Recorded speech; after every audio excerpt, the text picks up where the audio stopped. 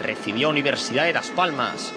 Os vigueses saíron tremendamente motivados e aos 6 minutos David Campos non ia culminar esta acción de estrategia.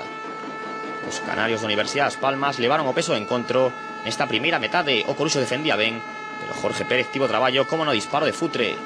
Josiño Abalde non acababa de ver nada claro, sobre todo antes do descanso, cando a Universidade apretou contra dos canarios.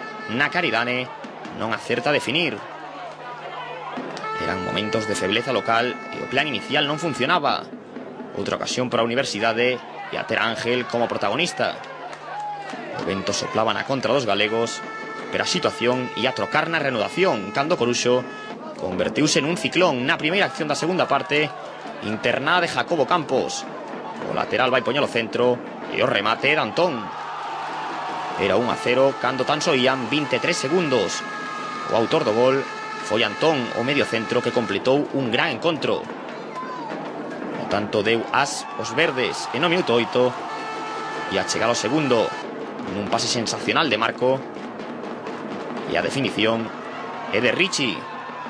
2-0 e o Coruxo que volvía a topar os seus sinais de identidade, a orde, a velocidade, a contundencia.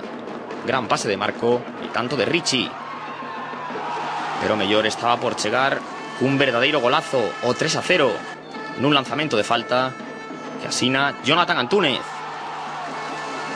Golazo do capitán dos verdes e xeito sensacional de pechar a primeira vitoria da temporada e da súa historia pro Coruxo na segunda B. 3-0 empurrón moral, ante todo unha Universidade das Palmas.